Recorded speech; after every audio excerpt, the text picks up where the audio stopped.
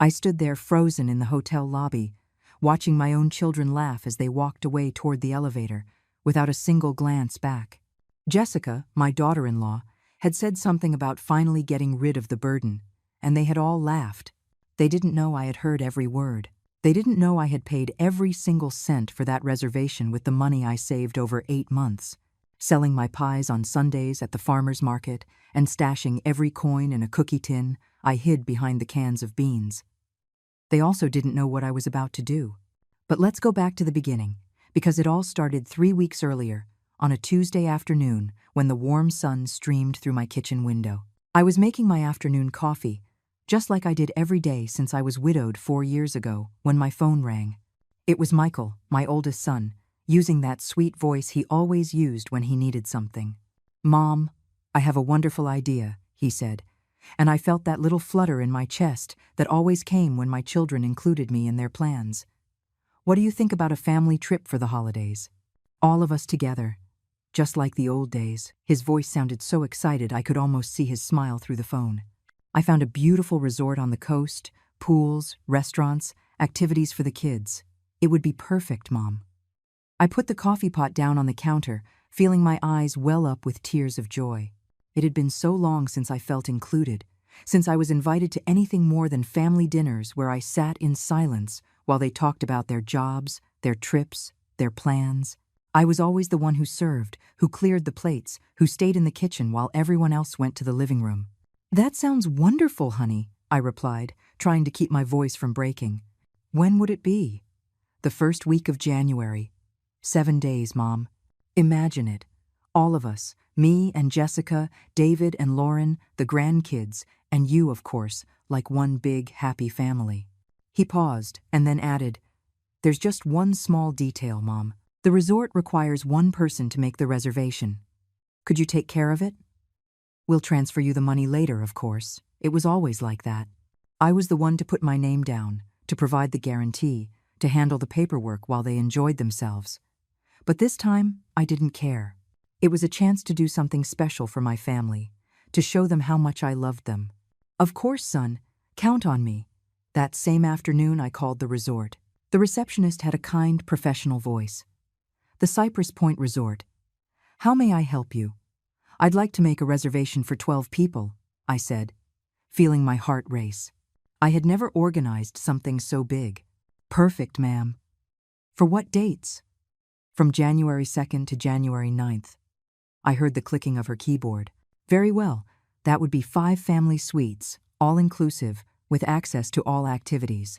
The total will be $4,200. My breath caught in my throat.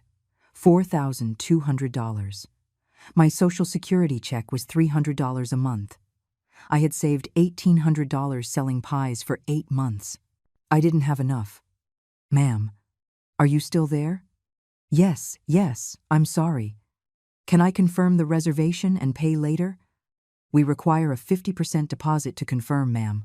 $2,100. That night, I couldn't sleep. I sat in my rocking chair, calculating and recalculating. I had $1,800 in cash, some savings I had put aside for emergencies, and my wedding ring, the ring my husband had given me 42 years ago, with a small diamond that sparkled in the light. The next day, I went to the downtown pawn shop. Mr. Harrison, the owner, was an older man who knew the whole family.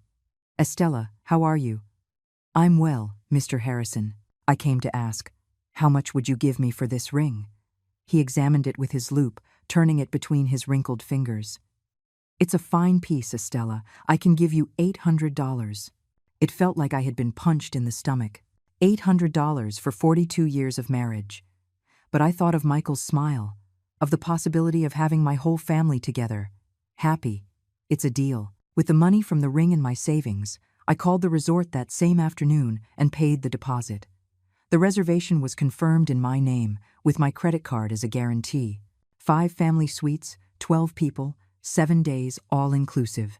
Over the next few weeks, every time I spoke with Michael or David, they asked about the trip details, but they never mentioned the money. "We'll talk about that later," they'd say. "The important thing is that we're all together." I kept selling pies on Sundays, doing sewing work for the neighbors, saving every dollar I could to make the final payment. My house grew colder because I turned down the heat. I ate less meat, walked instead of taking the city bus. All for this perfect family trip. 3 days before the trip, Michael called me, excited. "Mom, you have no idea how much we're looking forward to this. The kids are so excited. Jessica has everything packed. How are the resort preparations going?" "Everything's ready, son. Just the final payment is left." "Oh, right, of course. Well, we'll figure that out. The important thing is that we have fun." The night before the trip, I finished paying for the full reservation with my credit card. $4,200. All of my wedding ring, all of my savings, plus the debt now on my card. But it was worth it. I was going to have 7 perfect days with my family. I had no idea what I was about to discover. The morning of the trip, I woke up before dawn. I had packed my suitcase the night before, folding each item with care, choosing my best dresses, the pearl necklace that had been my mother's, the comfortable shoes for walking on the beach. I felt like a child before Christmas. It had been so long since I'd had something to look forward to with such excitement.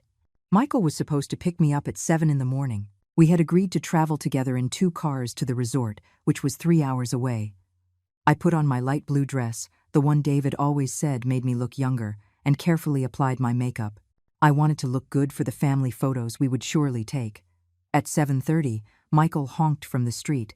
I grabbed my suitcase, locked the house, and walked to the car with a smile I couldn't wipe off my face. In the passenger seat was Jessica, my daughter-in-law, scrolling through her phone. In the back, my 2 youngest grandchildren were playing on a tablet. "Good morning, family," I said as I got in, but only the children answered with a cheerful, "Hi, Grandma." Distracted, Jessica barely glanced up for a second and mumbled something that sounded like a greeting. Michael started the engine. "Are you all ready for the perfect family vacation?" I asked, trying to start a cheerful conversation. "Yeah, Mom," Michael replied, but his voice sounded tired. "Jessica, did you text Lauren to have them follow us?" "They already left. David drives like a turtle, so we'll probably get there before them," Jessica answered without looking up from her phone. During the drive, I tried several times to make conversation. I asked about Michael's work, about their plans for the days at the resort, about whether the kids knew how to swim. The answers were monosyllabic, sighs, half smiles that faded quickly. Jessica never stopped texting and would occasionally laugh at something she read on her screen. "Is it very funny?" I asked once, trying to be included in whatever was entertaining her so much. "It's my friend's group chat," she replied without looking at me. "Stuff you wouldn't understand." I stayed quiet after that, looking out the window at the passing fields, the small houses, the trees just beginning to change color. I thought about all the pies I had sold to pay for this trip, the nights I had stayed up sewing to earn a few extra dollars, my wedding ring that was now in a pawn shop safe. When we arrived at the resort, it took my breath away. It was more beautiful than I had imagined from the pictures online, tall palm trees swaying in the sea breeze, perfectly manicured gardens with flowers of every color, a white facade that gleamed under the midday sun. The entrance had water fountains that created a soothing sound, and you could hear the ocean in the distance. "What a beautiful place!" I exclaimed, my chest swelling with joy. "I can't believe we're here." The kids jumped out of the car excitedly, running toward the entrance. Michael and Jessica started getting the suitcases out of the trunk. Just then, the second car arrived with David, Lauren, and the rest of the family. Chloe, my 17-year-old granddaughter, was the only one who came over to hug me. "Grandma, this place is incredible," she said, her eyes shining with excitement. "Did you see the pool? It's huge. And they say they have nightly activities and themed restaurants." "I know, sweetie. It's going to be a wonderful week," I replied, stroking her hair. At least someone shared my enthusiasm. We all entered the lobby, and I went to the reception desk. It was a spacious, elegant area with marble floors that reflected the light from crystal chandeliers, white leather sofas, and tropical plants in enormous pots. The air smelled of fresh flowers and sea breeze. "Good morning," I said to the receptionist, a young woman with a friendly smile. "I have a reservation under the name Estela Morales." She typed on her computer and smiled. "Of course, Mrs. Morales, we were expecting you. 5 family suites, 7 nights, all inclusive for 12 people. Everything is in order." As she prepared the key cards and explained the resort services, I heard my sons talking in low voices behind me. 5 suites? I heard David whisper to Michael. I thought you said it would be simpler. Mom organized everything, Michael replied. We'll figure out how to split the costs later. The receptionist handed me the key cards in elegant holders shaped like a palm tree. The suites are on the 3rd floor, all with an ocean view. Breakfast is served from 6 to 10 in the morning in the main restaurant, lunch from noon to 3 in the afternoon, and dinner from 6 to 10 at night. You also have full access to the spa, the pools, sports activities, and nightly entertainment. How wonderful, I exclaimed, my heart pounding with excitement. Did you hear that, everyone? We have access to everything. But when I turned around to share my joy with my family, I froze. There was no one there. Michael, David, Jessica, Lauren, and all the grandchildren had disappeared. Only Chloe remained, looking at me with a strange expression on her face. Where is everyone? I asked, a sinking feeling in my stomach. They went toward the elevators, she replied, biting her lower lip. Dad said they were going to get settled in the rooms and that we'd meet up later. Without waiting for me?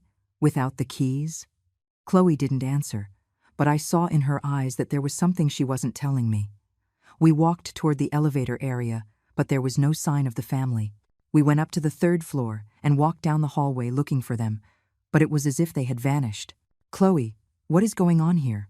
I asked, my voice trembling. She sighed and took out her phone. Grandma, there's something you need to know. They're in a family group chat, and...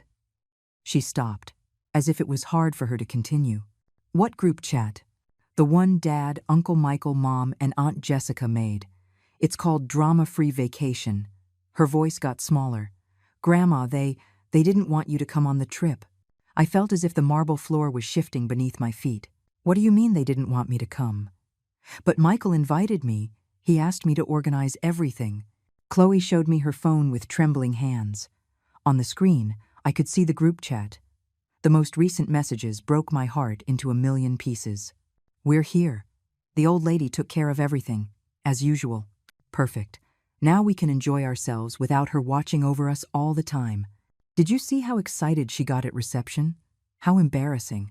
Well, at least she's useful for something. Let her stay in her room watching television while we have fun. The words blurred in front of my eyes. I felt them fill with tears, felt my throat tighten. $4,200. My wedding ring. 8 months of work. All so they could enjoy themselves. Without drama, without me. Grandma. Chloe's voice sounded very far away. Grandma, are you okay? No, I wasn't okay. But I wasn't finished, either. I stood there in the hotel hallway, with the 5 key cards dangling from my trembling fingers, while Chloe looked at me with tears in her eyes. The messages in the group chat kept coming, each one like a knife straight to the heart. I hope she doesn't get difficult about the family meals. Relax, Jessica. If she gets unbearable, we'll just tell her she's tired and should go rest. The important thing is that the kids have fun. She can do her own thing. I closed my eyes and took a deep breath. The hallway smelled of cleaning supplies and fresh flowers, but all I could taste was the bitter humiliation in my mouth. For 40 years, I had raised those sons. I had sacrificed my dreams for theirs. I had sold my wedding ring to give them this perfect vacation. And this is how they repaid me. Chloe, I said, in a voice I didn't even recognize. How long has this group existed? She looked at her phone, scrolling up to see older messages. Since Uncle Michael proposed the trip to you, Grandma. Look, it says here he created it the same day he called you. My granddaughter showed me the screen. There it was, clear as day. Group created on December 12th by Michael Davis. The same day my son had called me with his sweet voice to invite me on the family trip of my dreams. I kept reading the older messages, each one worse than the last. Just talk to Mom. She bought it hook, line, and sinker. She's sure she can handle organizing it. You know how she is with technology. Doesn't matter. If she messes up, we'll fix it. The important thing is that she pays for it. Awesome. Free vacation and no family drama. But seriously, no group activities. Everyone does their own thing.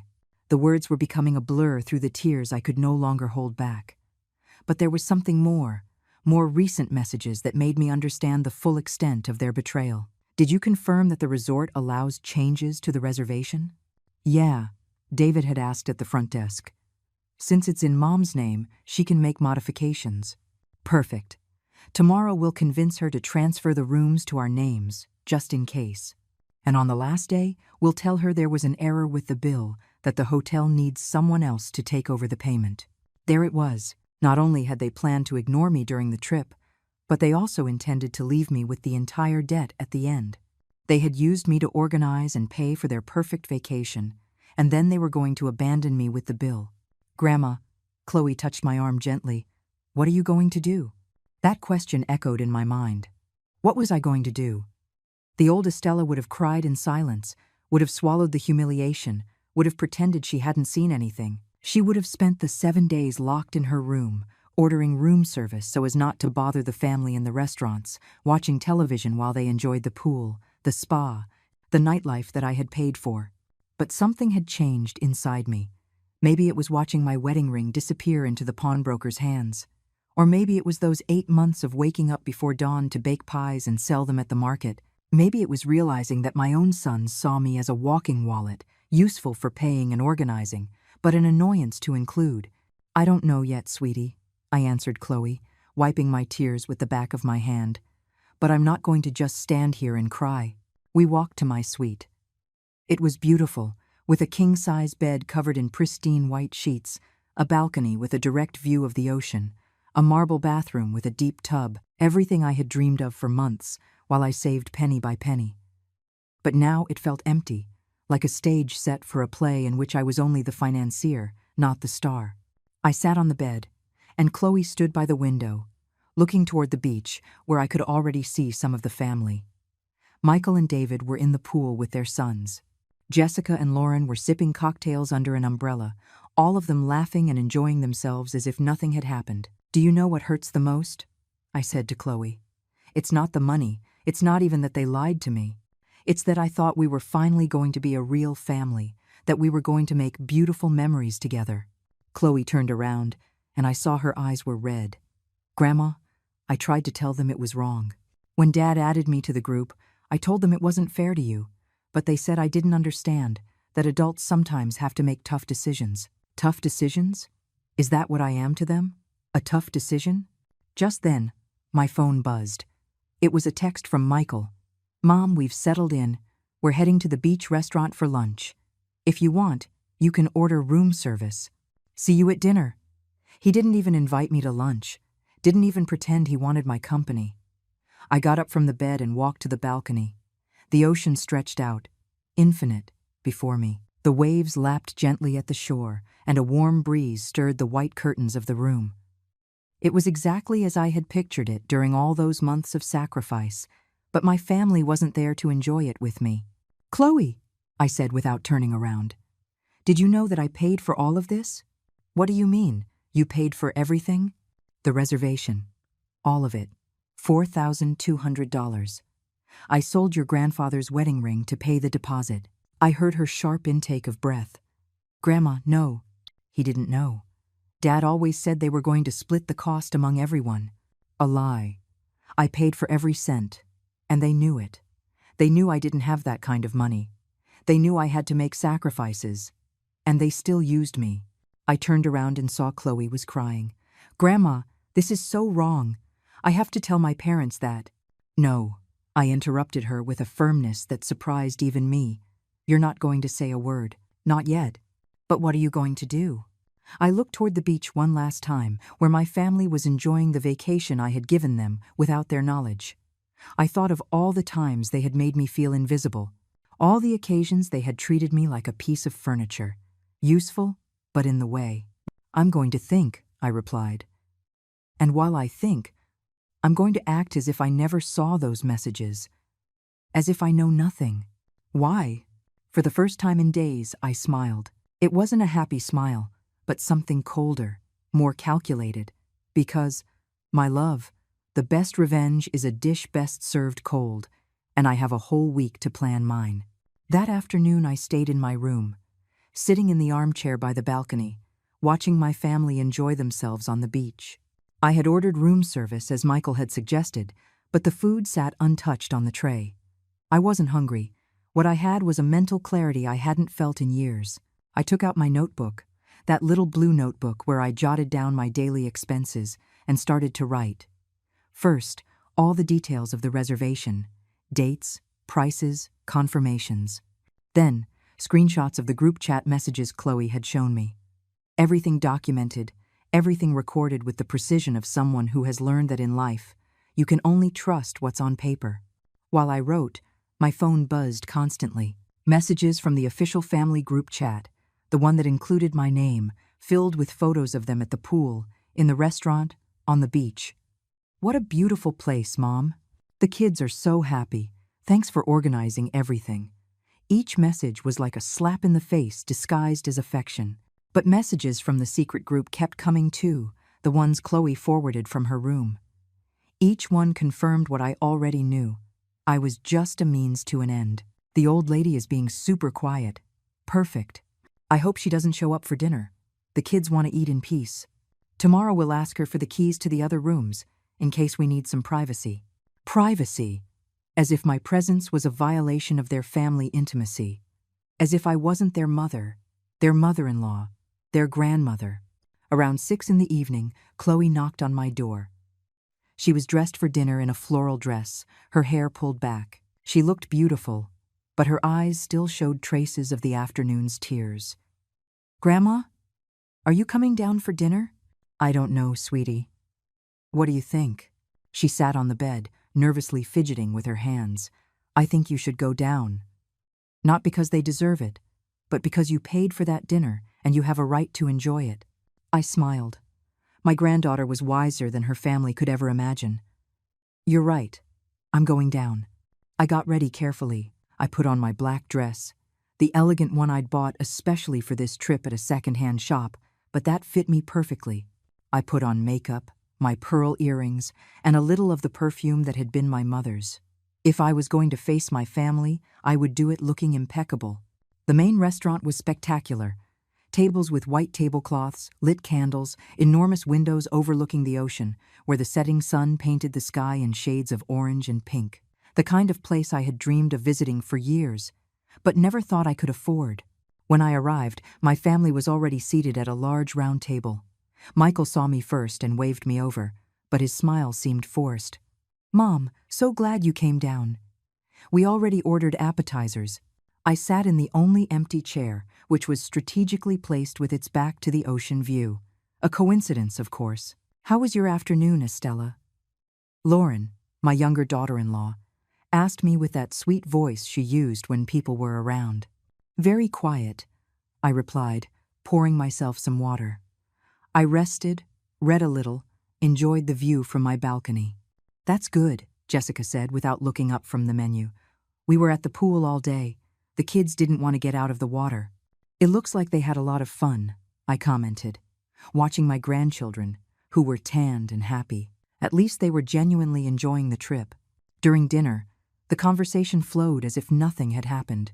They talked about the spa, the activities they had planned for the next day, the perfect weather, how delicious the food was. I nodded, smiled at the right moments, made occasional comments. But inside, I was taking mental notes of every detail. I noticed how David ordered the most expensive bottle of wine on the menu without consulting me, as if it were natural that I would be paying.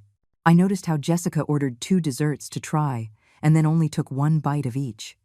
I noticed how Michael told the kids to order whatever they wanted, no limits, because Grandma is treating us all.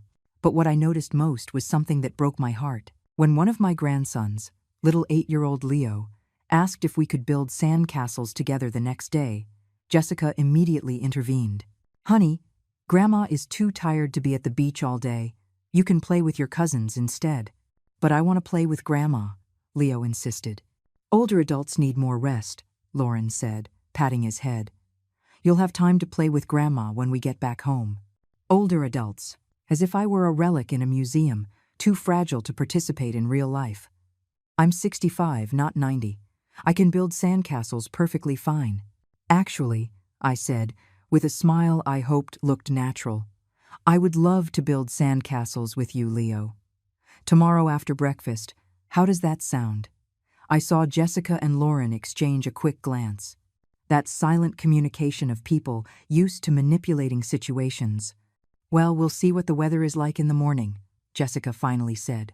After dinner, as we walked back toward the elevators, I heard David whisper to Lauren, "We'll go to the spa early tomorrow. Take the kids to the kiddie pool so they don't bother Mom. Early tomorrow." The same time I had arranged to meet Leo to build sandcastles. How convenient. In the elevator, Michael asked me, "Mom, do you need help with anything? The hotel papers? The key cards? Anything like that?" There it was. They were already starting their plan to take control of the reservation away from me. "No, son. Everything is perfect. I have it all under control. It's just that I thought maybe it would be easier if one of us handled the technical details. So you don't have to worry about a thing. I appreciate the offer, but it's really not necessary." I saw the flicker of frustration in his eyes for a split second before he smiled again.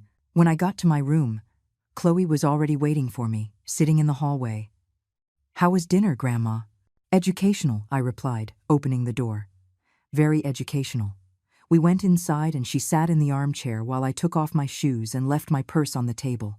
"Grandma, I've been thinking all afternoon. What they're doing is so wrong, and I can't just stay quiet." "Chloe, listen to me carefully. I know you have good intentions, but I need you to trust me. Can you do that?" She nodded, though she looked confused.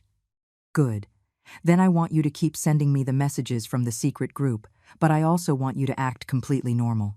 Don't let them know that I know anything." "But why?" I sat down across from her and took her hands. They were soft and young, without the wrinkles and scars that mine had after 65 years of work and sacrifice. "Because, my love, when someone betrays you, the worst thing you can do is confront them immediately. The best thing is to let them keep believing their plan is working while you prepare your own. You have a plan?" "I'm developing one." Chloe was quiet for a moment. Then she asked, "Grandma, have you ever felt anything like this before?" "Like what?"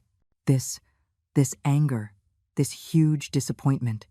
I looked toward the balcony, where the full moon was reflecting on the ocean waves. It was a beautiful, romantic view, the kind I would have enjoyed with my husband if he had lived to see it with me. "Only once," I replied, "when your grandfather died and I realized I would have to face the rest of my life alone. But this time is different." "Why?" "Because when your grandfather died, the pain was unavoidable. It was part of life. But this was a choice. My sons chose to hurt me, to use me, to betray me. And choices have consequences." That night, after Chloe went to her room, I stayed up very late. Not watching television or reading, but thinking, planning. For the first time in years, I felt powerful, because I had something they didn't know I had, information. And as my husband used to say, information is power. Tomorrow I would start using it.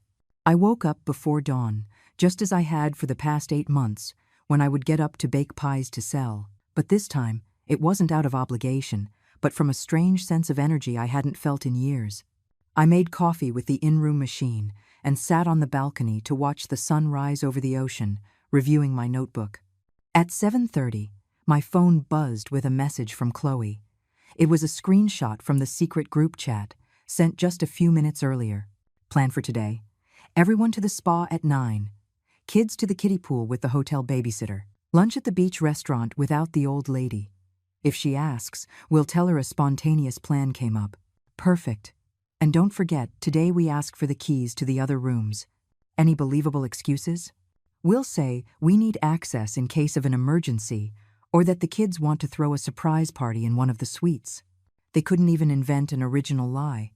But what bothered me most was the part about the babysitter. They had hired someone to watch my grandchildren instead of asking me, their own grandmother, to be with them. As if I were a dangerous stranger, instead of the woman who had raised them as babies when their parents had to work. At 8, I went down to the restaurant for breakfast. It was early, so there were few people. The place was beautiful in the morning, with golden sunlight streaming through the windows and the soft sound of waves in the background. I sat at a table by the window and ordered coffee, fresh fruit, and scrambled eggs. As I ate, I watched the other families. An older couple laughing as they shared croissants, their wrinkled hands intertwined on the table. A young family where the parents were feeding a baby while the grandmother held the older child on her lap, telling him stories that made him laugh. Real families, families that included each other. Families where grandparents were an integral part, not a burden to be tolerated. At 9 o'clock sharp, I saw my family heading toward the spa area. Michael, David, Jessica, and Lauren walked together, talking animatedly, while the kids ran ahead excitedly. None of them looked toward the restaurant where I was sitting. They didn't even wonder if I had eaten breakfast or if I was okay. I finished my coffee slowly, savoring every sip. Then I went up to my room and took out all the reservation documents I had brought with me. The hotel confirmation, payment receipts, a copy of my credit card, all organized in a folder I had meticulously prepared. At 10:30, I went down to reception. "Good morning, Mrs. Morales." The same receptionist from the day before greeted me. "How are you enjoying your stay?" "Very well, thank you." "I have a question. This reservation is entirely in my name and paid for with my credit card, correct?" She checked her computer. "That's right, ma'am. Everything is registered under your name. Estela Morales. 5 suites for 7 nights. All inclusive. All services included. Paid in full. And if I wanted to make changes to the reservation, would I have the authority to do so?" "Of course. As the primary name on the reservation and the one who made the payment, you have full control. Is there something you'd like to change?" "Not at the moment. I just wanted to confirm." "Another question. Is it possible to add a security note to the account so that any changes require my personal in-person authorization?" The receptionist looked at me with curiosity but nodded professionally. "Certainly. Would you like to add any specific instructions?" "Yes. I want it on record that I, Estela Morales, am the only person authorized to make changes to this reservation. No one else in my party can modify dates, services, or transfer rooms to another name without my physical presence and my identification." "Understood. I will add that to the system immediately." While she typed, I observed the lobby. It was early, but it was already busy. Guests heading to the beach, families planning their day, the hotel staff attending to everyone with professional smiles. Everything seemed normal and perfect, but I knew that in a few hours, when my family returned from the spa, they would try to execute their plan to take control from me. "All set, Mrs. Morales. Is there anything else I can help you with?" "One more thing. What is the hotel's cancellation policy?" "It depends on the type of reservation. In your case, having paid the full rate in advance, you can cancel up to 24 hours before final checkout without penalty. If you cancel with less notice, 1 night's stay would be withheld." "I understand. And if I decided to shorten the stay, would I be refunded for the unused nights?" "Yes, ma'am. You would be refunded the cost of the remaining nights, minus any applicable penalty." "Perfect. Thank you very much for the information." I went up to my room with a strange feeling. For the first time in months, I felt in control of something. I wasn't the helpless old woman my children thought I was. I was the name on the reservation, the one with all the decision-making power, the one who had paid every cent. At 11:30, Chloe knocked on my door. She was flustered, her hair damp with chlorine from the pool. "Grandma, I have to tell you something urgent." "What happened?" "I was at the kiddie pool with my cousins when I overheard Dad on the phone. He was talking to someone from the bank. My blood ran cold." "From the bank?" "Yes. He was asking about how to dispute a charge on a credit card. He said something about a hotel, about unauthorized expenses." Chloe sat on the bed, looking worried. "Grandma, I think they're going to say you made charges without the family's permission." The room started to spin. Not only did they want to ruin my vacation and take control of the reservation, but they were also planning to leave me with the entire debt and then dispute the charges so they wouldn't have to pay a thing. "Are you sure about what you heard?" "Completely." After the call, Dad went over to where Uncle Michael and my aunts were. I saw them talking in low voices, but I managed to hear Dad say, "It's in process. It should be resolved by tomorrow." Tomorrow.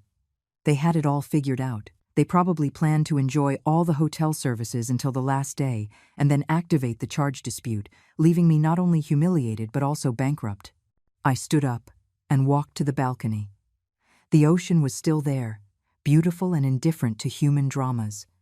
The waves came and went with the same steady rhythm. But something had changed in me since yesterday. It wasn't just disappointment or sadness I felt anymore. It was something colder, more determined. "Chloe," I said without turning around, "do you trust me?" "Of course, Grandma." "Then I need you to do something for me. And it's very important that you don't tell anyone what I'm about to ask. Anything." I turned and looked her directly in the eyes. "I want you to come to my room tonight, when everyone is asleep. We are going to have a very important conversation about the future of this family." "What are you going to do?" "I'm going to teach them a lesson they will never forget." The phone rang at that moment. It was a message from the official family group chat. "Mom, we're having lunch on the beach. We saved you a spot if you want to come." Liars. I knew perfectly well they had planned to have lunch without me. But this time, instead of feeling hurt, I smiled. "Tell your father thank you very much, but I have other plans." And I wasn't lying. I did have other plans. Plans that were taking shape in my mind with a surprising clarity. That afternoon, while my family enjoyed themselves on the beach with the money I had paid, I made a few very important phone calls. First stop, my bank. Second stop, the hotel reception. Third stop, my lawyer.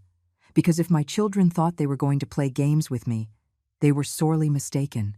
The game was just beginning. And this time, I was holding all the cards. That afternoon, while my family was having fun on the beach, believing they had found the perfect formula for a free vacation, I was in my room executing my own plan. I had learned over 65 years that patience is the most powerful weapon a woman can have, especially when she's underestimated. My first call was to the bank. After navigating a maze of automated options and waiting for 20 minutes, I finally managed to speak with a human representative. "National Bank, this is Carmen. How may I help you?" "Good morning, Carmen. My name is Estela Morales. I need to report a potential fraud attempt on my credit card." "Of course, Mrs. Morales. Can you provide me with your card number and date of birth to verify your identity?" After confirming my details, I explained the situation with the care of someone who has thought through every word. "Carmen, I have reason to believe that a member of my family is going to attempt to dispute legitimate charges I made on my card. Specifically, a hotel reservation for $4,200 that I authorized and paid for personally. I understand your concern, Mrs. Morales. Do you have any evidence of this potential fraudulent dispute?" "Yes, I have all the reservation documents, payment confirmations, and witnesses who can corroborate that I authorized all the expenses. Furthermore, my granddaughter overheard my son on the phone today discussing disputing these charges." Carmen took note of everything and explained the procedure. "I'm going to place a protection note on your account, Mrs. Morales. If anyone attempts to dispute those charges, an automatic investigation will be triggered that will require substantial evidence of actual fraud. In the meantime, the charges will remain valid until proven otherwise. I will also email you a form to document everything related to this potential family fraud attempt." After hanging up with the bank, I felt like I had won the first battle of a war that was just beginning, but I needed more ammunition. My second call was to the resort's front desk. "Good afternoon. Could I speak with the manager, please?" 5 minutes later, a man with a kind voice introduced himself. "Mrs. Morales, this is Miguel Hernandez, the resort manager. The receptionist tells me you wanted to speak with me." "Yes, Mr. Hernandez. I have a delicate family situation, and I need to ensure that certain information is officially recorded." I explained that I had paid for the entire reservation as a surprise for my family, but that I had discovered they were planning to fraudulently dispute the charges. "I understand perfectly, Mrs. Morales. Unfortunately, this is not the first time we've seen situations like this. What do you need from us?" "First, to confirm in writing that I am the sole account holder for the reservation and that I paid for everything voluntarily. Second, if anyone in my party tries to make changes without my presence, I want you to contact me immediately." "Of course. I will send you an official letter confirming all the details of your reservation and payment. I will also brief all front desk staff on the situation." "One more thing, Mr. Hernandez. Would it be possible to schedule a meeting for tomorrow morning? I believe I will need to make some changes to the reservation." "Certainly. Does 9 o'clock work for you?" "Perfect." My third call was the most important. I looked in my notebook for the number of Mr. Peterson, the lawyer who had helped my husband with his will and had handled some minor family matters over the years. Peterson Law Firm. Good afternoon. Good afternoon. Is Mr. Peterson available? This is Estela Morales. Mrs. Morales, what a pleasure to hear from you. Mr. Peterson is in a consultation, but I can interrupt him if it's urgent. It's urgent. 3 minutes later, Mr. Peterson's familiar voice filled the phone. Estela, how are you? Is everything all right? No, Mr. Peterson, nothing is all right. I need urgent legal advice. I told him the whole story. The trip, the group chat messages, the plan to dispute the charges, everything. Mr. Peterson listened without interrupting, making occasional sounds of disapproval. Estela, this is very serious. What your sons are planning constitutes financial fraud and elder abuse. Elder abuse? Yes. Using deception to obtain financial benefits from a senior citizen is a federal offense. Furthermore, disputing legitimate charges is bank fraud. What can I do? Several things. First, it's good that you've already contacted the bank. Second, I am going to email you a document that I want you to sign and have notarized. It's a sworn affidavit stating that you voluntarily paid for all the trip expenses. Is there a notary at the resort? Most large resorts have notary services for guests. Ask the manager. What else can I do? Estela, I have to ask you something important. Do you want to take legal action against your sons? The question hit me like a punch to the gut. Legal action against Michael and David, the boys I had raised, whom I had cared for when they were sick, for whom I had sacrificed so much. I don't know, Mr. Peterson. I just want them to stop. I understand. But I want you to know that you have options. You can sue them for fraud. You can change your will.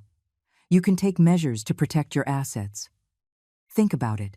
After hanging up, I sat in silence for several minutes. The sun was beginning to set, painting my room in golden hues. I could hear the happy voices of my family returning from the beach, laughing, talking about their plans for dinner. At 6:30, someone knocked on my door. It was Michael. Hi, Mom. How was your afternoon? Very productive, son. Productive? What did you do? Important calls, paperwork, adult things. I saw his smile become a little strained.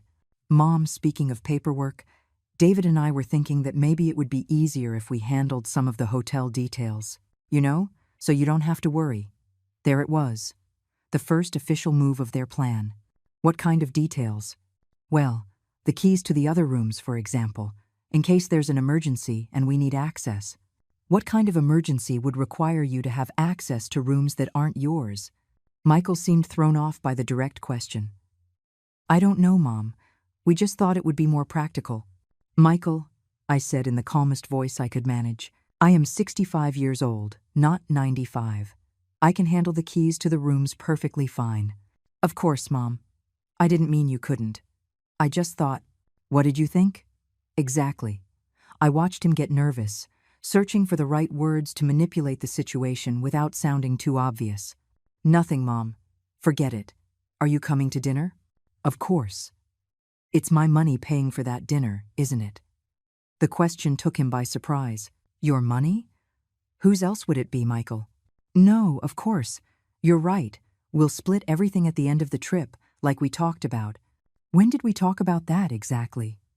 Michael fell silent for a moment, clearly confused by my change in attitude. The submissive, accommodating Estela he expected to find wasn't there. Well, Mom, I thought it was obvious that what was obvious. That we were going to share the expenses. Michael, did I ever ask you if you wanted to share the expenses? No, but did we ever agree that this would be a shared expense? Mom, I don't understand why you're asking these questions. I stood up and walked to the door. Let's go to dinner, son. I'm hungry. As we walked to the elevator, I could feel his confusion. His plan required me to be predictable, manageable, to act as I had always acted. But I was no longer the same woman who had arrived at the resort 2 days ago. During dinner, I watched my family with new eyes. I saw how each of them enjoyed the food I had paid for, the expensive drinks they ordered without a thought, the multiple desserts they requested on a whim. I saw them talking about their plans for the next day, as if I weren't there, as if my presence were optional. But I also saw something else. I saw Chloe watching me with worried eyes, understanding that something had changed in me. I saw my younger grandchildren genuinely enjoying the trip, knowing nothing of the adults' betrayals. And I realized something important. Not everyone at that table had betrayed me. That night, after everyone had gone to their rooms, Chloe came to see me as we had agreed. "Grandma, what's going on? Dad was acting so weird." He was acting weird because his plan isn't going as he expected. I told her about my calls that day, about the measures I had taken to protect myself, about the meeting I had scheduled with the hotel manager in the morning. "Are you going to cancel the trip?" she asked, her eyes wide. "No, my love. I'm going to do something much better." "What?" I smiled. And for the first time in days, it was a genuine, unforced smile. "I'm going to give them exactly what they deserve." At 5 in the morning, I was already awake, not because I had set an alarm, but because my body had developed the habit of waking up early during those months of selling pies. But this time, instead of feeling the familiar weight of exhaustion and obligation, I felt strangely energized. Today was the day everything would change. I showered calmly, dressed in my best outfit, the navy blue suit I had bought for my husband's funeral, but had never had an important occasion to wear. Then I went down to the restaurant. It was 6:30, and the place was almost empty. Perfect. I needed quiet to review my notes one last time. As I sipped my coffee and reviewed the documents Mr. Peterson had emailed me overnight, I saw Miguel Hernandez, the resort manager, walk in. He was a man in his 40s, elegant, with that warm professionalism that characterizes people who truly understand service. "Mrs. Morales, good morning. How did you sleep?" "Very well, thank you. Could we move our meeting up? I have a few things I'd like to discuss before my family wakes up." "Of course. Would you prefer to go to my office?" "Yes, that would be perfect." His office was elegant but welcoming, with a view of the resort's garden. It had diplomas on the walls, photos of special events, and a coffee machine he immediately offered to use. "Mrs. Morales, last night I reviewed your case with my legal team. We want to make sure we fully understand the situation." "Your legal team?" "Yes, cases like yours, while unfortunately not rare, require us to follow certain protocols to protect both the guest and the resort." Miguel opened a folder on his desk. "Let me confirm. You paid the full reservation of $4,200 with your own credit card, without coercion, as a surprise for your family. Is that correct?" "Completely correct." "And you have evidence that some members of your family plan to fraudulently dispute these charges?" "Yes. My granddaughter overheard my son coordinating with the bank." "I see. I have 2 documents here that I would like you to review. The first was an official statement from the resort, confirming all the details of my reservation and payment. The second was more interesting, an addendum to the contract giving me exclusive authority over every aspect of the stay." "What does this mean exactly?" I asked, pointing to the second document. "It means that you, as the person who paid and the primary name on the reservation, have absolute control. You can decide who stays and who goes. You can modify services. You can even cancel specific rooms if you wish." My pulse quickened. "I can cancel specific rooms?" "Absolutely. There are 5 suites reserved under your name. You can keep all 5, or you can cancel 1, 2, 3, or even 4 of them if you wish. And the people in those rooms? They would have to find alternative accommodations or leave the resort." The idea began to form in my mind with crystal clarity. "Miguel, what time is checkout?"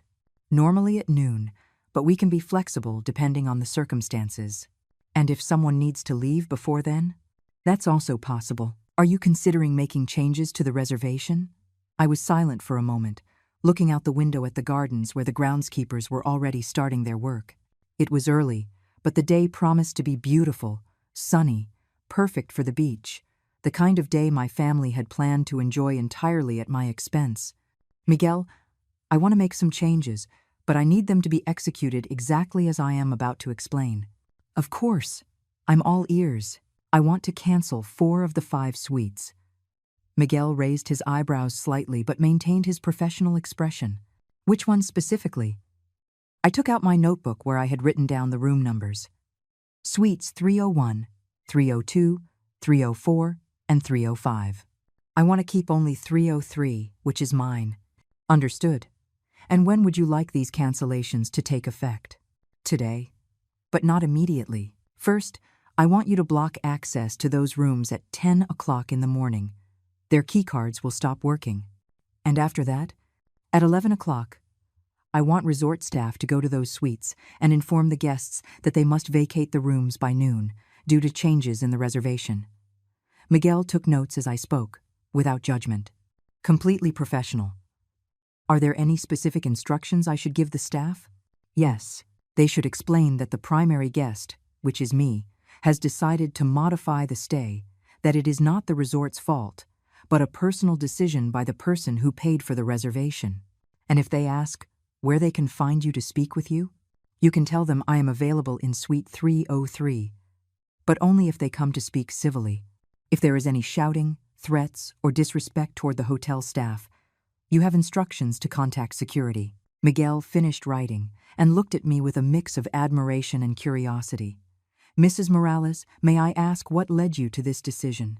Miguel, do you have a family? Yes, a wife and 2 young children. Do you love them?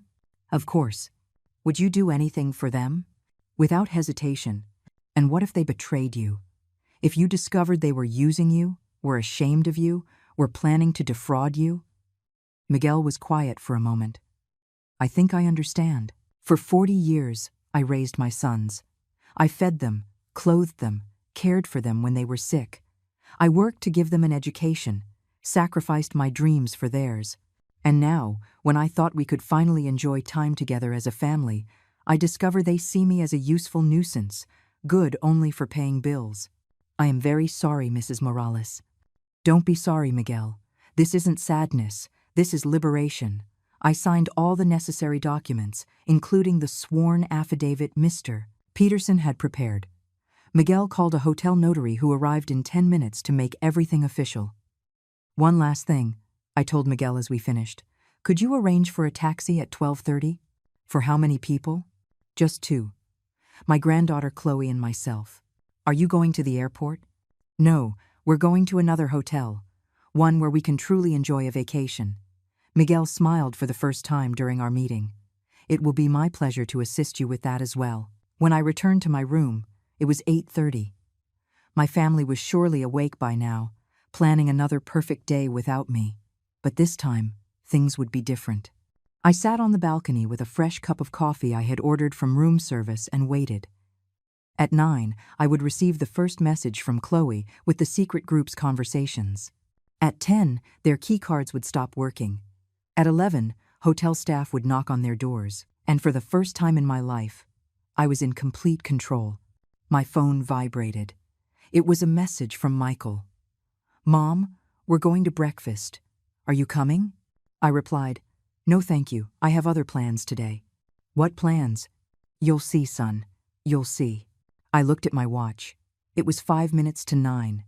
In 5 minutes, the countdown would begin to the moment my family discovered they had gravely underestimated the woman who gave them life. And honestly, I couldn't wait to see their faces. At exactly 9 o'clock, my phone buzzed with the first message from Chloe. It was a screenshot from the secret group, sent just minutes before. Perfect plan for today. Beach all morning, spa in the afternoon.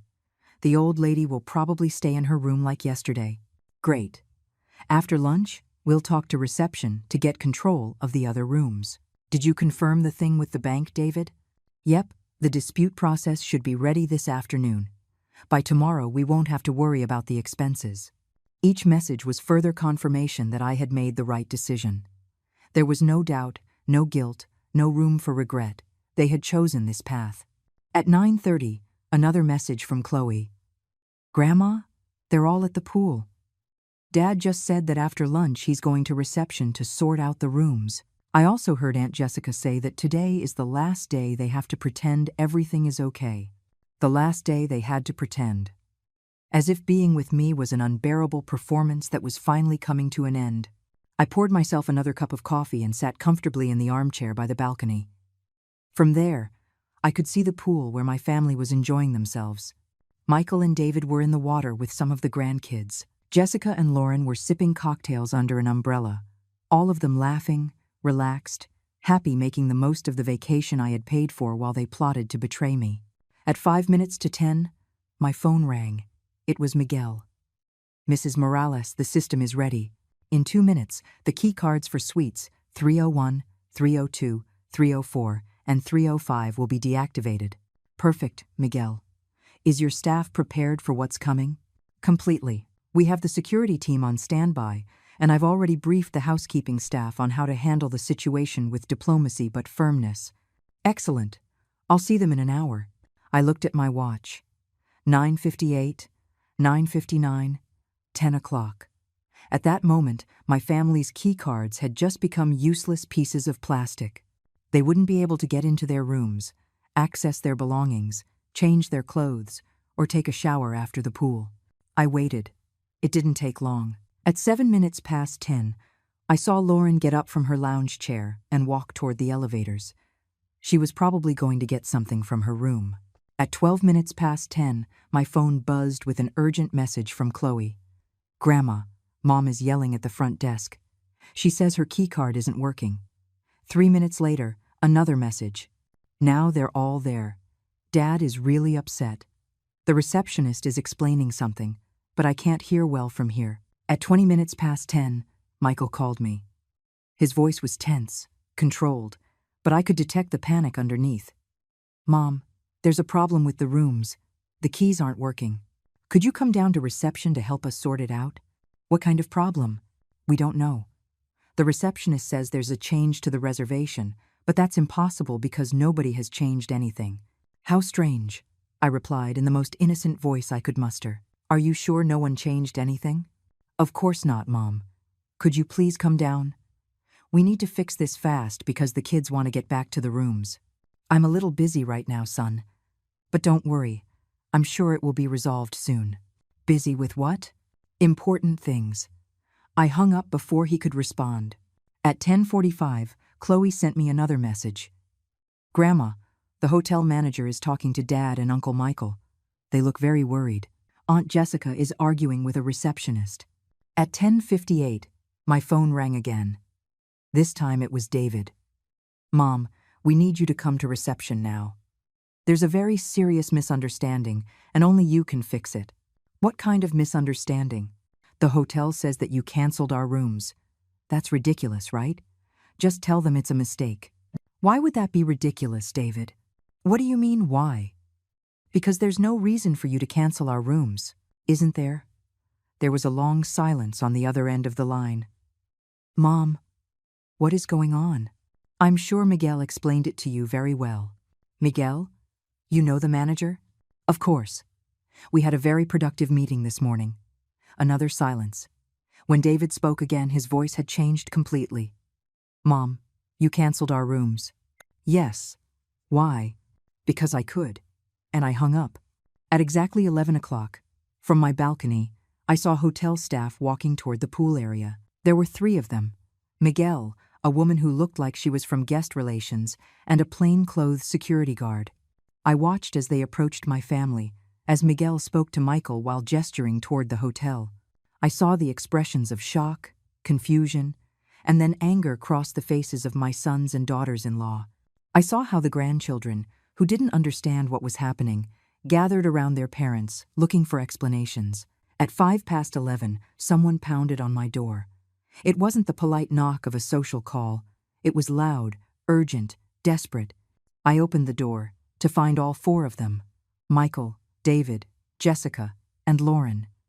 Their faces were a collage of emotions: fury, confusion, panic, disbelief. Behind them in the hall, I could see some of my grandchildren waiting with their beach bags in hand. "What the hell is going on?" Jessica shouted before I could say a word. "Good morning to you, too," I replied calmly, stepping aside to let them in.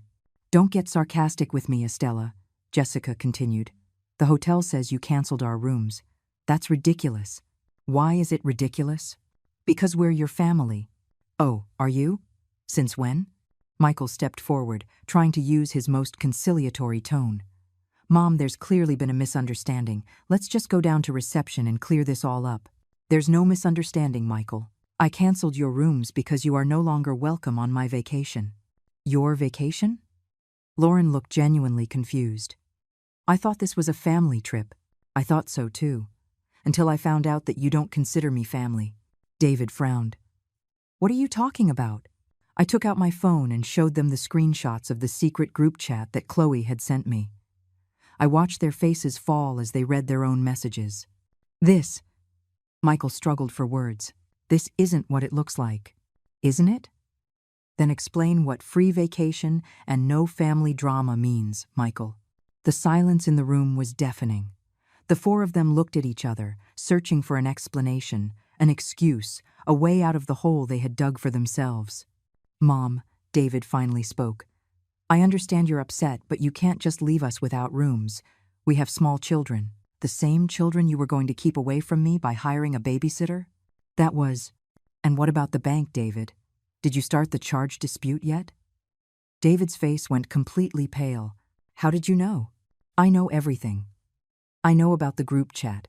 I know about your plans to take control of the reservation. I know about the fraudulent dispute you were planning to file with the bank. I know everything. Jessica slumped into the armchair, covering her face with her hands. Lauren looked like she was going to be sick. Michael and David just stood in the middle of the room, like children caught stealing cookies. So, I said, my voice sounding strangely calm, even to me, here are your options. You can take your things, which the hotel staff has already very kindly packed up for you. You can call a taxi, and you can go find another hotel where you can pay for your own vacation. Or what? Michael asked, his voice trembling. Oh, nothing. That's your only option. You can't do this, Jessica shouted, jumping up from the chair. We are your family. You can't abandon us. I looked directly into the eyes of this woman, who for years had tolerated my advice with fake smiles, who had spoken behind my back, who had turned my son against me. Jessica, I said with a calmness that surprised even me, who abandoned whom first? And in that moment, I saw in her eyes that she knew exactly what I was talking about. The war was over before they even knew it had begun. The silence that followed my question was devastating. I could hear the air conditioner humming, the distant voices of other guests in the hallway, the soft sound of waves on the beach. But in my suite, the silence was so thick it felt like it had its own weight. Michael was the first to try and recover.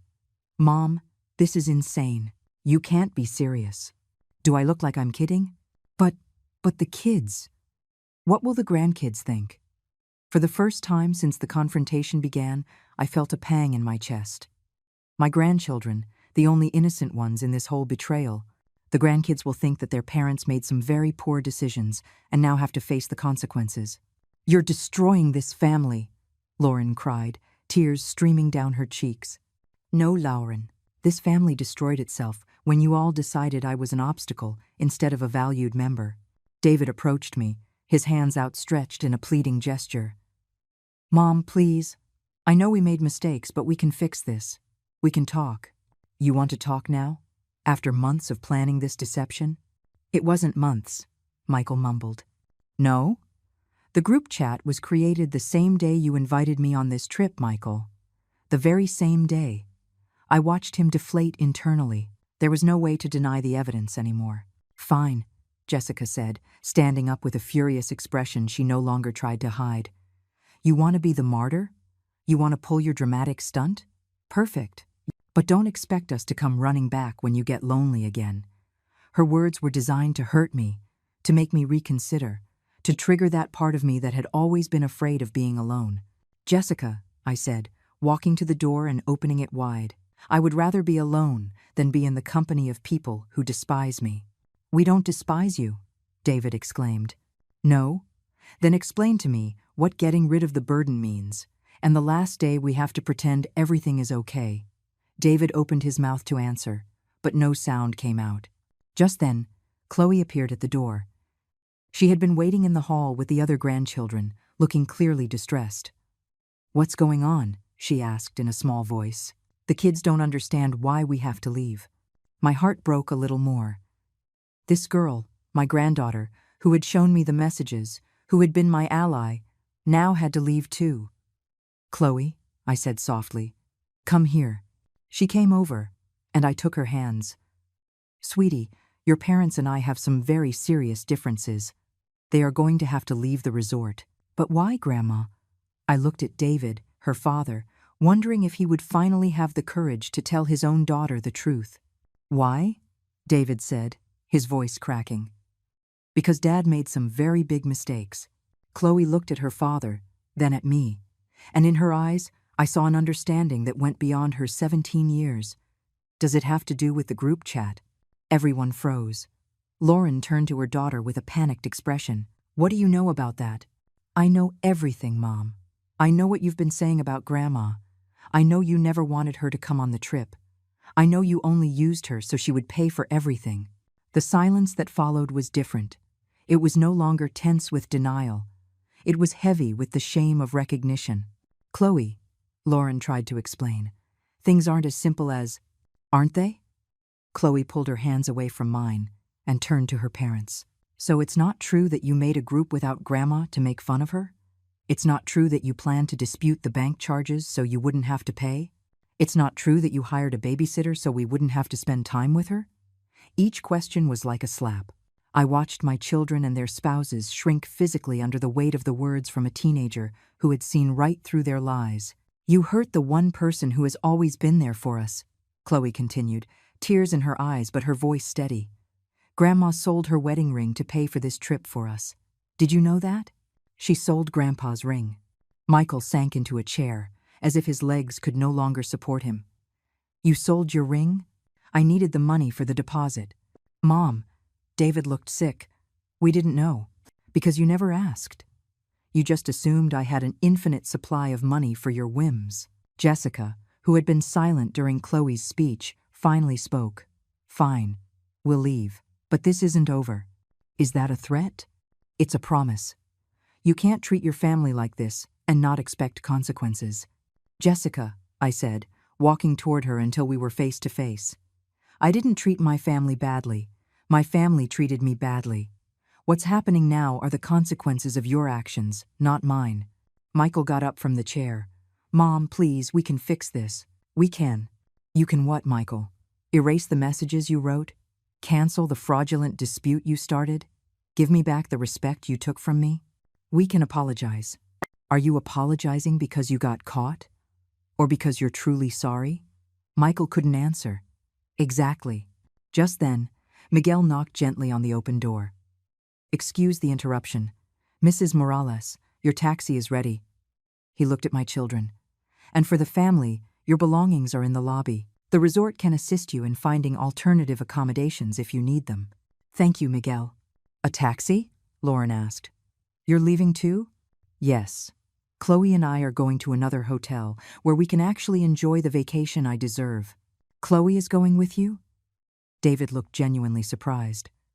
I glanced at my granddaughter, who nodded firmly. Chloe is the only person in this family who treated me with respect and honesty. She's the only one who deserves to share this vacation with me. You can't take our daughter, Lauren cried. I'm not taking her. She's choosing to come with me. Chloe, David spoke directly to his daughter. You can't do this. We're your family. Dad. Chloe looked at him with an expression that mixed love and disappointment. Grandma is our family too, and you betrayed her. I can't be a part of that. It's just for a few days, I added.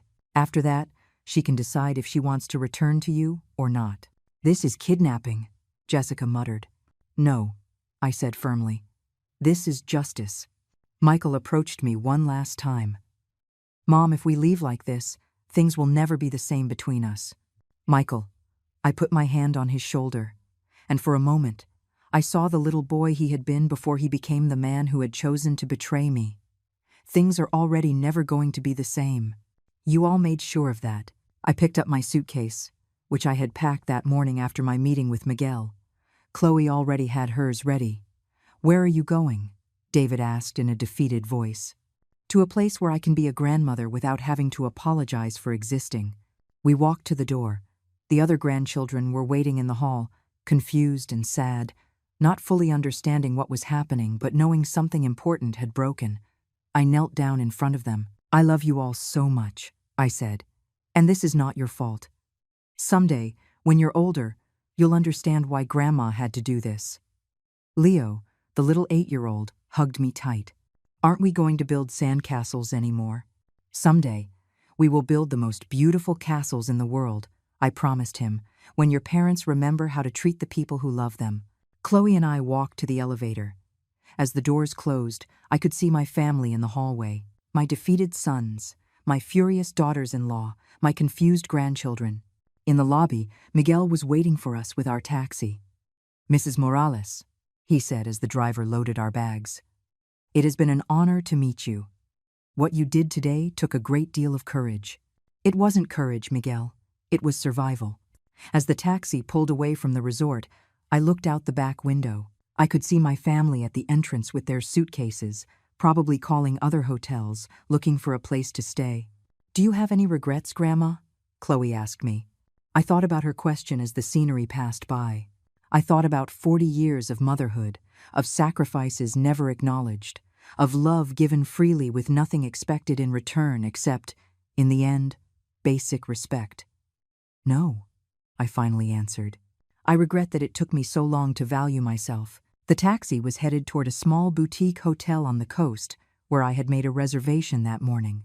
A place where a grandmother and her granddaughter could build sandcastles, enjoy quiet dinners, and remember what it really meant to be family. For the first time in years, I felt free. And for the first time in my life, I had put my own needs first. It was terrifying and liberating all at once, but mostly, it just felt right. I saved $1 million for my kids, but they chose their stepmom on my birthday, so I changed the will. It was my 70th birthday, and my house smelled of cinnamon roast and sweet cranberry pie, but the chairs stayed empty. The morning started early, as it always had. I woke before the sun folded the afghan at the foot of my bed and walked into the kitchen with the same quiet anticipation I'd felt every October for the last decade. Outside, the trees were shedding amber leaves that danced gently across the driveway. Inside, my old radio hummed with soft jazz, and the kettle clicked once before it sighed to life. I went to the farmer's market before breakfast. Mr. Doyle waved from behind a stack of Macintosh apples, his flannel shirt tucked sloppily into jeans like always. He handed me a bunch of rosemary on the house. "For that roast you do," he said. "The one you make when family's comin'." I smiled and nodded. I didn't tell him they hadn't shown up last year either. Back home, I laid out the cloth napkins. The embroidered ones I only used on special days. I polished the silver, even though no one would notice, and wrote out place cards in my best cursive, "Ethan, Hannah, Vivian." The pie cooled by the window, its sugary scent drifting across the hallway. I even lit the vanilla candle in the bathroom, something Hannah once teased me about, saying it was so quaint. The dining table looked like a spread from a Thanksgiving magazine. 6 chairs, 3 plates. My wedding, China. I checked the family group chat. No new messages. I sent a photo of the table and typed, "Can't wait to see you all. Dinner's at 6. Love you, you, by 3. The roast was done. I kept the oven on low. By 5, I switched to my blue cardigan, the one with the pearl buttons I pinned on the brooch Jim gave me on our last anniversary. I stared at the clock more than I should have. 6 came and went. The radio played a song from my 20s, something about missing chances. By 7, I poured myself a glass of tea and sat by the front window. A single car passed a neighbor, not my kids. My phone buzzed once, a work email, nothing else. I stood, knees creaking, and packed the plates into Tupperware. I told myself they'd be hungry later, even if they didn't make it. I went to the hallway drawer and pulled out 2 envelopes, both sealed, each with a check that would make their lives easier than mine ever was. Underneath them lay the deed to the house. I hesitated, then tucked them all back into the folder and slid the drawer shut. Later in the kitchen, the fridge hummed gently as I sat at the head of the table. My plate was empty. I looked at the candle stub in the center and whispered, "Happy birthday, Marion," to no one in particular. The calendar still hung beside the phone. October 14th was circled in red, dinner with Ethan and Hannah. 6 p.m., I didn't erase it. The next morning, Marion receives a photo on Facebook, her kids at a party. Not hers. 2 clicks, one to delete the birthday group chat, the other to email a lawyer. The silence of the house pressed heavier than usual that morning. I stood in the living room, bathed in soft gray light, leaking through the curtains, holding my phone like it might burn me. My thumb hovered for only a moment before tapping delete chat. No more unread promises. Then I opened my email, found the old message from June with Mr. Tomlin's contact, and hit reply. The subject line read, "Appointment request." The drawer that once held deeds and dreams now felt like a tomb. I didn't even open it this time. I just walked past it, brushed the dust off my cardigan, the faded navy one I used to wear at the library, and headed across the street to June's. She poured chamomile into 2 chipped mugs and set down a plate of lemon cookies. Her kitchen still smelled like antiseptic and cinnamon, a remnant of her nurse days, and her stubborn belief in Vicks VapoRub. She looked at me over her bifocals.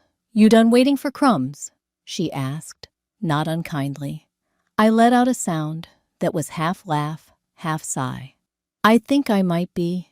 You raised them with books, Marion, but they only read their own chapters." That one stuck with me all the way to Mr. Tomlin's office. His office was tucked above the old bakery, up a flight of creaky stairs. A little bell jingled when I opened the door. The space smelled of paper and peppermint. Dusty law, encyclopedias lined the walls. A small U.S. flag drooped in the corner next to a faded poster about elder trusts. He stood up slowly when I entered. "Mrs. Ellis," he said, buttoning his sweater vest. His voice had that patient rhythm, the kind that didn't rush anyone. I nodded, unsure why my throat felt tight. He gestured to a chair opposite his desk. "I understand you want to update your estate documents." I pulled the yellow envelope from my purse and laid it on the desk. "That's the old one.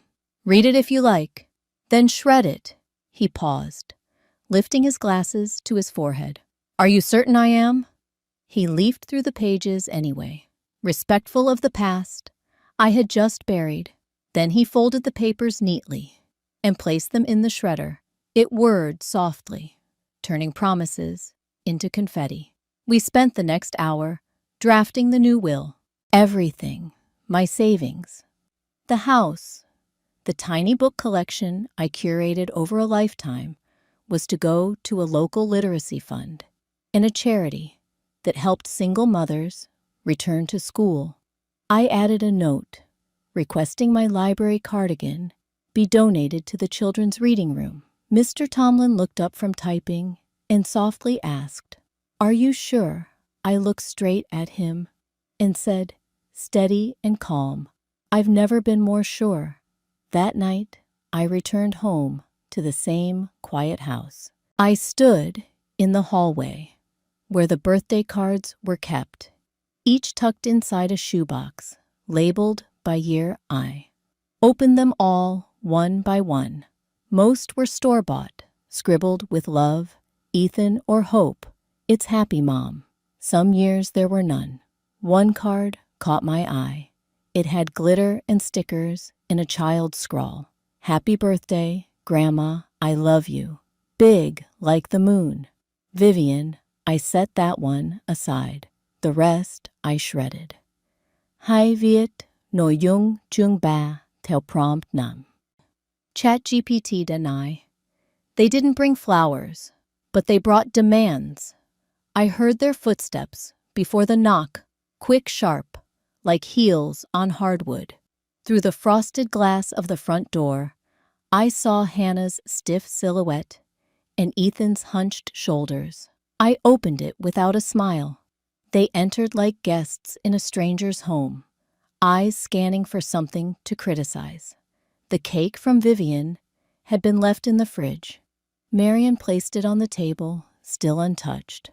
I had taken it out this morning, placed it neatly beside the sugar bowl, hoping maybe Vivian might see it and remember the pumpkin decor hung limp in the windows, the Halloween candy, bowl full and untouched, save for the lone butterscotch I snuck.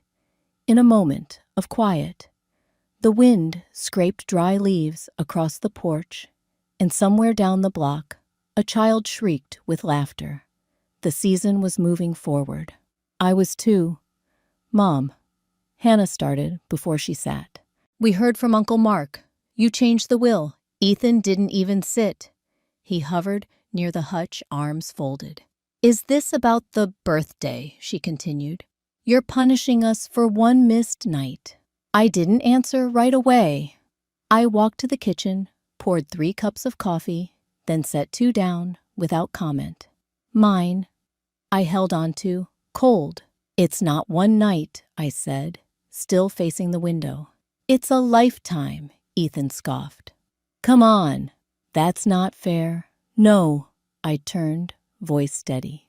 What's not fair is the silence every Thanksgiving while I sat at a table set for 5. What's not fair is mailing you birthday cards you never opened or baking pies that spoiled untouched. What's not fair is pretending I wasn't lonely. They said nothing.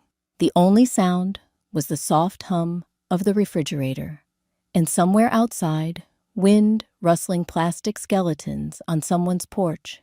Vivian tugged gently at her mother's sleeve. Grandma, she asked, voice full of that innocent ache, why don't you love us anymore? That did it. I crouched beside her, brushed her curls back with my wrinkled fingers, and kissed her soft forehead. I do, I whispered. But I love me too, and I forgot how, for a long time, silence followed, thick and jagged. I raised you to be strong, I said, turning to Ethan and Hannah. But I forgot to teach myself the same. Hannah's voice cracked. You're cutting us out of everything. You have 30 days to move out of the house.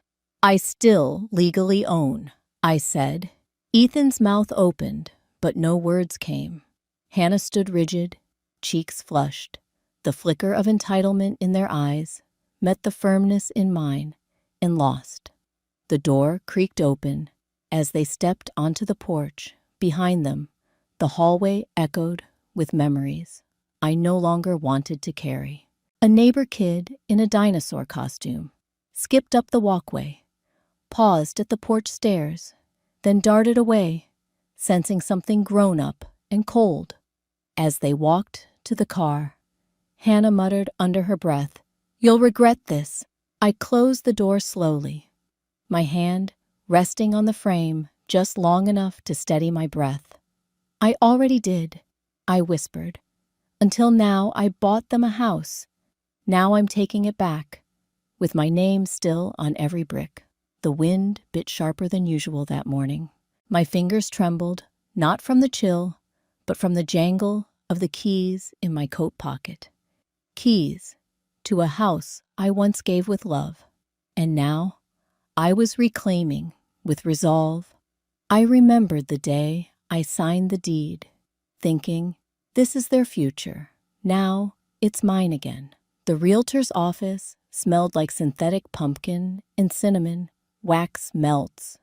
Not the real kind, like my kitchen used to. Carla, a woman in her 50s with silvering curls and eyes that knew pain, smiled when I handed her the spare key. You're doing the right thing, she said gently. I nodded. Just list it, I replied. Price, it fair, but move fast. She scanned the paperwork. Your name's still the only one on the title. I exhaled. That's the point. Later that afternoon, the storm came. Not from the sky, but from my front steps. Ethan didn't knock. He banged. "You're selling our house," he shouted before I even opened the door. "No," I said softly. "I'm selling mine." "You can't do this," he said again, as if repetition could change the truth. I stepped aside so he could storm in, pacing, like a man who'd never had to read fine print. Michelle followed, arms crossed, fury in her carefully drawn eyebrows. "Where is Vivian supposed to sleep now?" she demanded. I looked her in the eye. "Wherever her parents decide." "That's not for me to fix anymore," she scoffed. "You're punishing her for our mistake." "No," I replied, steady. "I'm making sure I never make the same mistake again." The conversation circled like vultures. Accusations, denials, the word selfish, flung more than once. I didn't raise my voice. I didn't need to. Instead, I walked to the side table, pulled out the manila envelope I'd tucked away, and laid it gently on the dining room table. The original deed. My name in bold black ink stood where it had always been, unremoved, untouched. I slid it toward Ethan. "You forgot," I said. But I didn't. Neither spoke. He stared at it, as if expecting the paper to dissolve. Michelle's breath hitched. I let the silence hang, like laundry on a cold day. Eventually, they left. No hugs, no goodbyes, just the echo of the door closing behind them. The next morning, my phone buzzed while I was folding laundry. The scent of lavender, still clinging to my late husband's old flannel shirt. "Marion," Carla's voice was brisk but kind. "The house has 3 offers already." I held the shirt for a moment longer, smoothing the collar before answering. "Let's take the best one fast." I turned off my phone, and the silence felt like a warm blanket. It was late November, and the first breath of winter had brushed the windows with fog. I pushed open the double doors of the cafe, the bell above them chiming soft and low, like a whisper, saying, "Welcome back." The place still smelled like cedar shelves and freshly ground coffee, with a hint of orange peel I'd tucked into the simmer pot behind the counter. They once called only when they needed money. Now, even that had stopped, and somehow I didn't miss it. The space had been a dream, long before it had a name. Rows of secondhand books found new homes between baskets of yarn, purring cats, and chipped mugs that warmed the hands of strangers. The fireplace crackled softly in the corner. Miles, young and thoughtful, arranged biscotti beside the register while asking if I wanted him to update the cafe's Instagram. "You go ahead." I smiled, adjusting my reading glasses. "Just make sure my chin isn't in any photos." He laughed and nodded. "Got it. Only the books and the drinks." The seniors arrived before 10. Ellie helped stack book donations into themed piles. Mystery memoir, a whole shelf for war novels the veterans liked.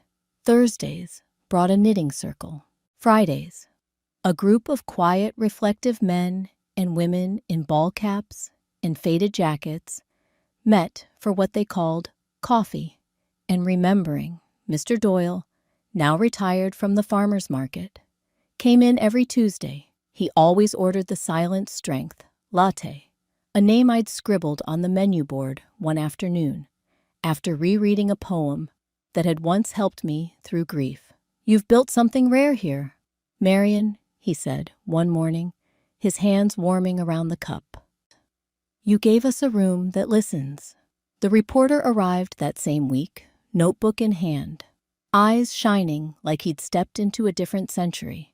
He asked questions, took photos of Miles, pouring coffee of Ellie, knitting by the window. I didn't mind. I just hoped he'd spell my name right. One quiet evening after the last guest had gone, and Miles had waved goodnight, I sat by the fire with a cup of chamomile. A donated copy of Anne of Green Gables rested on my lap. When I opened it, something fell out. A note, handwritten on a yellowed slip of paper. Your story matters. Keep going. There was no name. I held it to my chest and closed my eyes. Maybe it was from Ellie or Miles, or maybe from a stranger who'd seen more than I realized.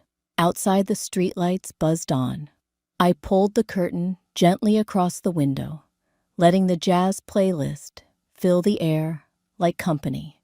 The quiet no longer felt empty. It felt earned. Thanksgiving morning arrived with a pale sunrise and the scent of pumpkin bread rising in the oven. I tied on my apron and opened the door to let in the soft morning air, and froze. Luna stood there, her hair tangled, eyes swollen from crying. Her hands rested gently on the swell of her belly. She didn't say a word. Neither did I. She said, "Mom, I made a mistake." I said, "Then let this be your first step, right?" The rain had been falling since morning, tapping a steady rhythm on the cafe windows like an old clock trying to tell a new time. Thanksgiving had come quiet and gray, but inside the back room, it was warm, pillows on the armchairs, soft cinnamon lingering in the air, and the hum of Miles steeping tea just beyond the door. I remembered the Elsa cake. I remembered the shredded deed. I remembered who I became. Luna sat across from me, her belly now full with life, and her eyes hollowed out by too many nights without sleep. Her mascara had long since run, leaving tired shadows on her cheeks. I handed her a tissue, without a word, just a gentle glance that said, "You may speak, or not. Either way, I'm here." He left, she whispered, took the car, the savings, and my last ounce of pride. I didn't flinch. I have nowhere to go. I let silence stretch between us like a soft rope, not to hang her with guilt, but to pull her closer to her own voice. Miles came in quietly, placed 2 cups of steaming peppermint tea on the side table, and slipped out again with a nod. No words, just the kind of respect you can't teach. Luna reached for the tea, but didn't drink it. Her hands trembled. "I know. I said things," she mumbled, "and I let them. I let him." Her voice cracked. I didn't interrupt. I wouldn't rescue her from the truth. "You don't have to forgive me," she added, eyes downcast. "I won't offer you money," I said finally. "But there's a spare room upstairs. It's quiet and it's clean. You can have it for a month." She blinked. "No rent. No rescues either," I said, sipping my tea. "Just a door. You decide if you walk through it." Tears fell, but they weren't dramatic. They were slow, private, the kind that fall when you finally let yourself feel tired. Luna reached into her purse and pulled out a folded hospital pamphlet. They gave me a due date, January 9th. I nodded, tracing the rim of my mug with one finger. "Will you come to the birth?" she asked, voice barely more than breath. "I'll be at the cafe," I said. "You know where to find me." She didn't ask again. She just sat there, letting her body remember that safety doesn't always come with conditions. When she finally stood, I helped her on with her coat too thin for the weather. The bell above the front door jangled faintly as it opened. She hesitated in the doorway, rain falling like threads of silver around her. Then she turned back. "Happy Thanksgiving, Mom," I smiled. "And to you." She stepped out into the afternoon, the mist catching her hair, making her look younger. For a moment, like the girl who used to fall asleep on my shoulder during story time. I didn't follow. I returned to the back room, where the cat Pepper, rescued from a bookstore flood last spring, had curled up on the blanket beside my reading chair. I eased into it, book in hand, the tea still warm, the fire still murmuring behind the glass. Outside the town slowed for its dinners and dramas. Inside, I turned the page. This time I gave thanks for myself. The rain had stopped, but its memory still lingered in the scent of cinnamon and the hush of an empty cafe. I didn't need applause or apologies. What I needed, I had finally given myself. I used to think that sacrifice was love, that giving everything meant I would be cherished. But I've come to understand, if you don't value yourself, even your closest kin might forget how to. Like a favorite quilt once passed from hand to hand on winter nights, warm, familiar, until it's folded away in the attic, no longer needed, no longer seen. So if this story found you at the edge of your own quiet storm, maybe it's